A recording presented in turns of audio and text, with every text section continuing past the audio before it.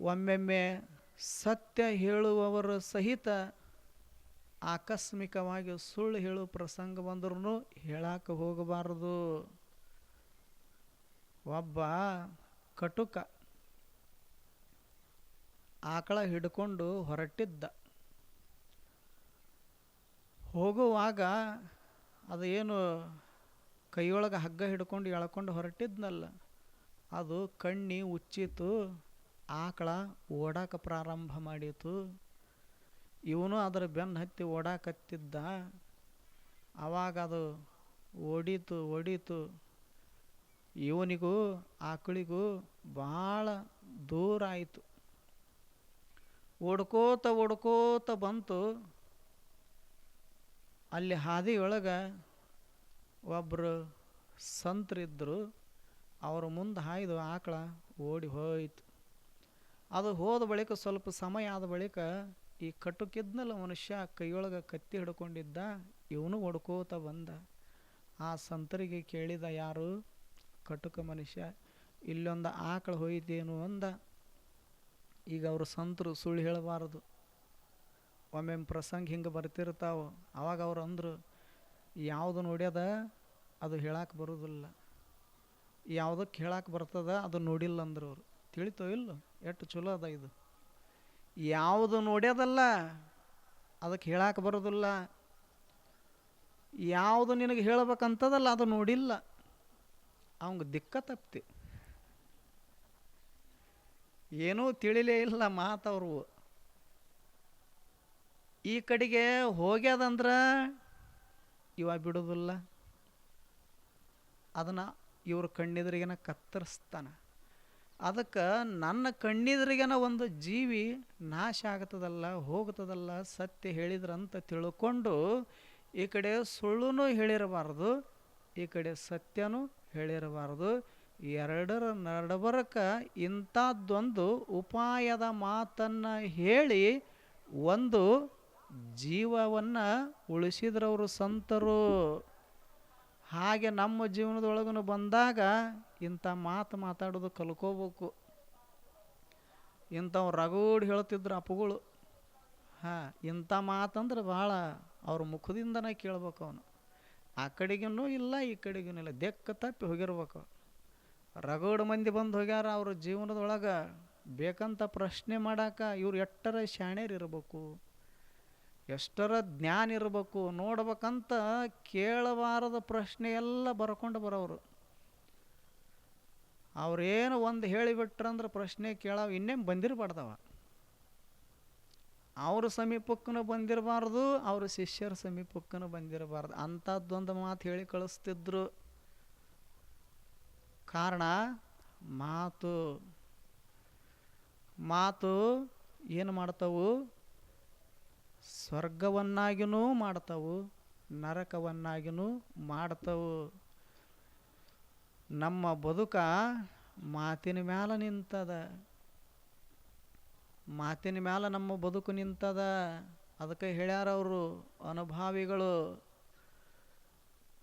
ಜಿವ್ಹಾಗ್ರೇ ಲಕ್ಷ್ಮೀರ್ ವಸತಿ, ಜಿವ್ಹಾಗ್ರೇ ಮಿತ್ರ ಬಾಂಧವಾಹ, ಜಿವ್ಹಾಗ್ರೇ ಬಂಧನಂ ಪ್ರಾಪ್ತಂ, ಜಿವ್ಹಾಗ್ರೇ ಮರಣಂ ಧ್ರುವಂ. ಎಷ್ಟು ಚಲೋ ಮಾತು ಹೇಳ್ಯಾರ. ಜಿವ್ಹಾಗ್ರೇ ಲಕ್ಷ್ಮೀರ್ ವಸತಿ. ಲಕ್ಷ್ಮಿ ಅಂದ್ರೆ ಏನು? ಸಂಪತ್ತ. ನಮಗೆ ಸಂಪತ್ತು ದೊರಿಬೇಕಾಗಿತ್ತು, ಸಿಗಬೇಕಾಗಿತ್ತು, ಲಭಿಸಬೇಕಾಗಿತ್ತಂದ್ರೆ ಚಲೋ ಎರಡು ಮಾತುಗಳನ್ನಾಡು. ನೀನಾಡುವ ಮಾತು ಮೃದು ಇರಬೇಕು, ಮಧುರ ಇರಬೇಕು, ಇನ್ನೊಬ್ಬರಿಗೆ ಕೇಳಬೇಕಂತ ಅನಿಸ್ಬೇಕು. ಯಾಕಾರ ಹಚ್ಚನಪ್ಪ ಅಂತ ಅನಿಸ್ಬಾರ್ದು, ಯಾಕಾರ ಮಾತಾಡ್ತಾನಪ್ಪ ಅಂತ ಅವ್ರಿಗೆ ಅನಿಸಿರಬಾರ್ದು. ಸಂಪತ್ತು ಸಿಗುವುದು ಸಹಿತ ಎರಡು ಚಲೋ ಮಾತಿನಿಂದ.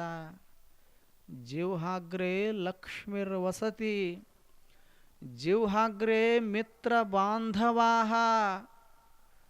ಸ್ನೇಹಿತರು, ಗೆಳೆಯರು ನಮ್ಮನ್ನು ಪ್ರೀತಿಸಬೇಕಾಗಿತ್ತಂದ್ರೆ ನಮ್ಮ ಮಾತು ಚಲೋ ಇರಬೇಕು. ಜಿವ್ಹಾಗ್ರೇ ಬಂಧನಂ ಪ್ರಾಪ್ತಂ. ನಮಗೇನಾದರೂ ಬದುಕಿನೊಳಗೆ ಕಷ್ಟ ಬಂದೈತಿ ಅಂದ್ರೆ ನಮಗೆ ಮಾತಾಡಕ್ಕೆ ಬಂದಿಲ್ಲ ಅಂತ ಅರ್ಥ. ಮಾತು ಎಲ್ಲೋ ತಪ್ಪಿವೆ ಅಂತ ಅರ್ಥ. ಬಂದನ ಅಂದ್ರೆ ಕಷ್ಟಕ್ಕೆ ಸಿಕ್ಕ ಹಾಕ್ಕೊಂಡೇವಿ ಅಂದ್ರೆ ಮಾತಿನಿಂದಲೇ ಕಷ್ಟ ಕೋಟಲೆಗಳು ಬರುವುದನ್ನು ಸಹಿತ ಮಾತಿನಿಂದಲೇ. ಜೀವಹಾಗ್ರೇ ಮರಣಂ ಧ್ರುವಂ, ಮರಣದ ಬರುವುದು ಸಹಿತ ಮಾತಿನಿಂದಲೇ. ಆದ್ದರಿಂದ ಮನುಷ್ಯನೇ 100 ವರ್ಷದ ಬದುಕು ಮಾತಿನ ಮೇಲೆ ನಿಂತದ. ಅದಕ್ಕೆ ನೀನು ಆಡುವ ಮಾತು ಹೇಗಿರಬೇಕು? ಸತ್ಯದಿಂದ ಕೂಡಿರಬೇಕು, ಶಾಂತಿಯಿಂದ ಕೂಡಿಕೊಂಡಿರಬೇಕು, ಇನ್ನೊಬ್ಬರ ಮನಸ್ಸನ್ನು ಕೆಡಿಸಬಾರದು, ಇನ್ನೊಬ್ಬರ ಹೃದಯಕ್ಕೆ ನಾಟಬಾರದು. ಹಾಗೆ ನೀನು ಸುಂದರ ಸುಂದರ ಮಾತುಗಳನ್ನು ಆಡ್ಕೋತ ಬದುಕು. ಒಂದು ಮಾತು ಬಂಧನಕ್ಕೂ ಸಿಕ್ಕ ಹಾಕಿಸ್ಕೊಳ್ತದ, ಒಂದು ಮಾತು ನಿರ್ಬಂಧಿತನನ್ನಾಗಿ ಮುಕ್ತನನ್ನಾಗಿ ಮಾಡ್ತದ. ಒಬ್ಬ ಹಾದಿ ಹಿಡ್ಕೊಂಡು ಹೊರಟಿದ್ದ. ಹೋಗುವಾಗ ಒಂದು ಅಂಗಡಿ ಕಂಡಿತು. ಅಂಗಡಿ ಮಾಲೀಕ ತನ್ನ ಅಂಗಡಿಗೆ ಒಂದು ಬೋರ್ಡ ಬರೆಸಿದ್ದ. ಏನು ಬರೆಸಿದ್ದ? ಇದು ಮಾತು ಮಾರುವ ಅಂಗಡಿ.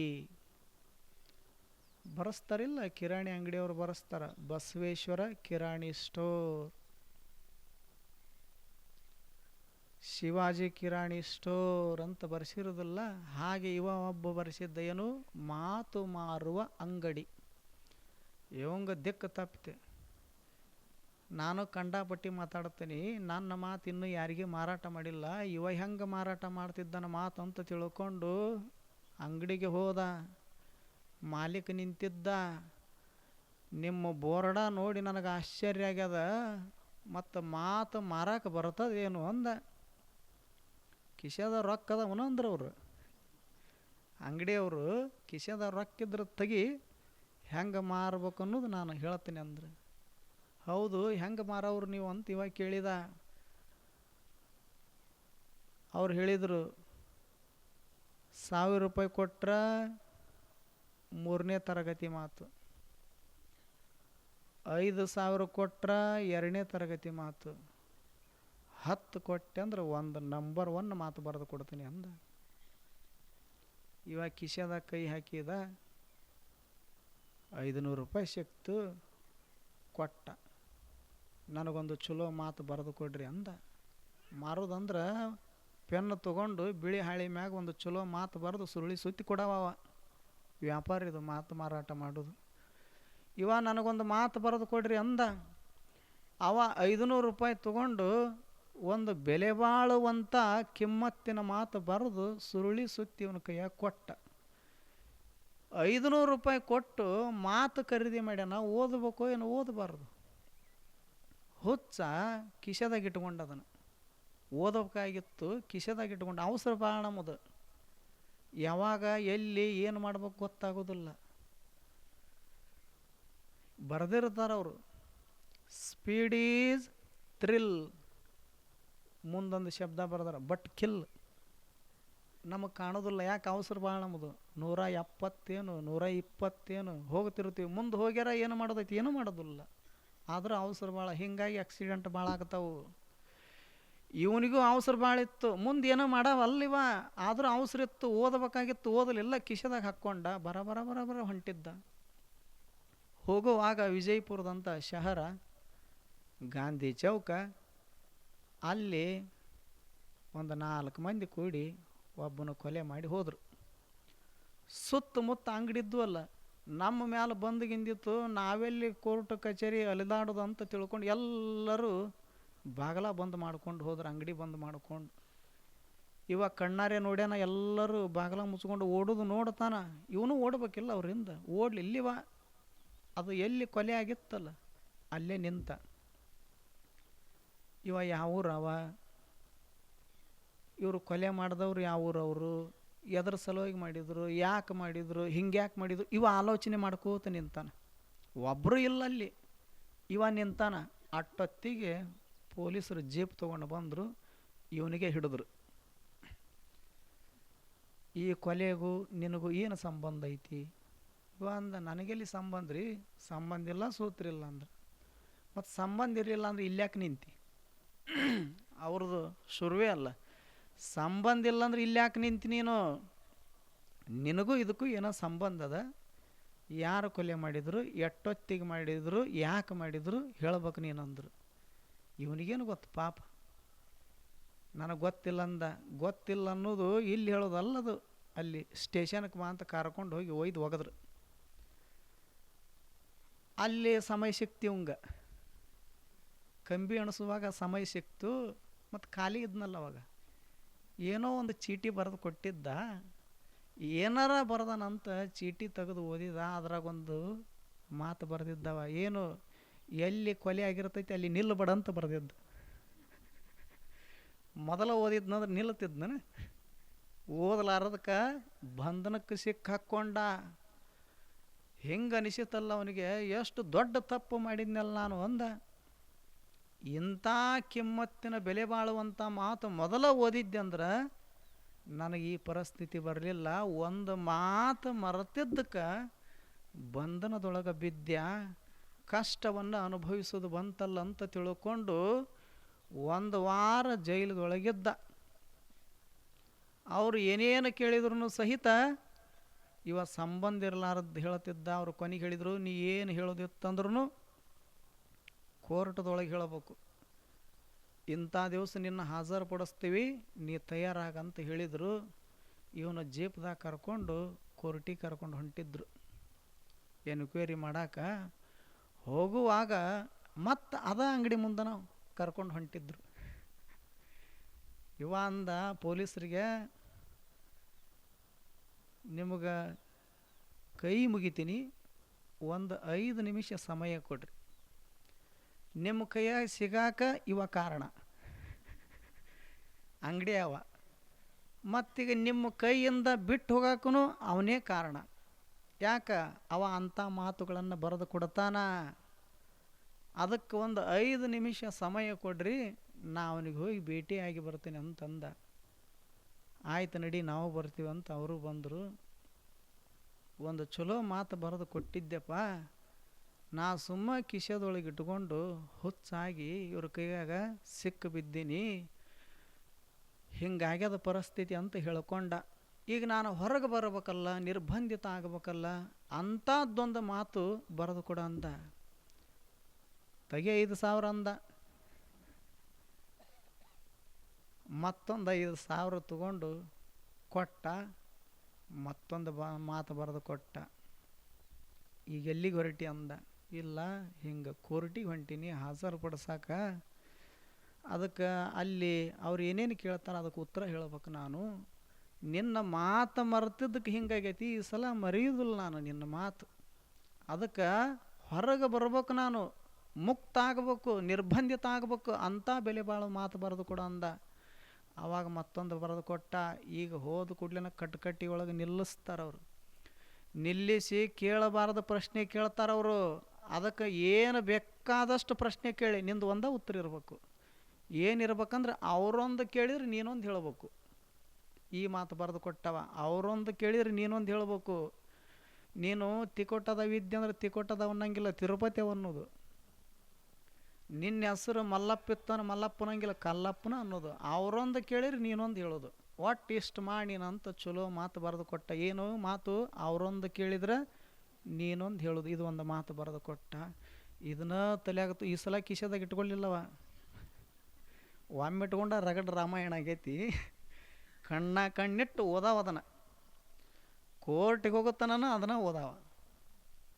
ಒಯ್ದು ಪೊಲೀಸರು ನಿಲ್ಲಿಸಿದ್ರು ಕಟ್ಕಟ್ಟಿಯೊಳಗೆ. ಇವರು ಬಂದರು, ಲಾಯರು, ವಕೀಲರು. ಪ್ರಶ್ನೆ ಮೇಲೆ ಪ್ರಶ್ನೆ ಕೇಳಿದರು. ನೀ ಯಾವೂರ ಅಂದರು. ಅವ ತಿಕೋಟದವಿದ್ದ, ತಿರುಪತಿ ಅವ ಅಂದ. ಅಲ್ಲೋ ಮೊನ್ನೆ ಕೇಸ್ ಆಗುವಾಗ ಫೈಲ್ದೊಳಗೆ ತಿಕೋಟ ಅಂತ ಬರೆಸಿದಿ, ಇಂದ ತಿರುಪತಿ ಇದೆ. ಮೊನ್ನಿಗೆ ನಿನ್ನಿಗೆ, ನಾ ಮಾತ್ರ ತಿರುಪತಿ ಅವ. ನಿನ್ನ ಹೆಸರೇನು? ಮಲ್ಲಪ್ಪಿತ್ತು, ಕಲ್ಲಪ್ಪ ಅಂದ. ಅಲ್ಲೋ ಮೊನ್ನೆ ಮಲ್ಲಪ್ಪ ಅಂತ ಬರೆಸಿದಲ್ಲ, ಮೊನ್ನೆ ನಿನ್ನಿದು ನಿನ್ನೆ. ಏನು ಕೇಳಿದ್ರು ಒಂದು ಸರಿಯಾದ ಉತ್ತರನ ಇಲ್ಲ. ಒಂದು ಮುಂಜಾನೆ 10ಕ್ಕೆ ಶುರು ಆಗೈತಿ, ಒಂದು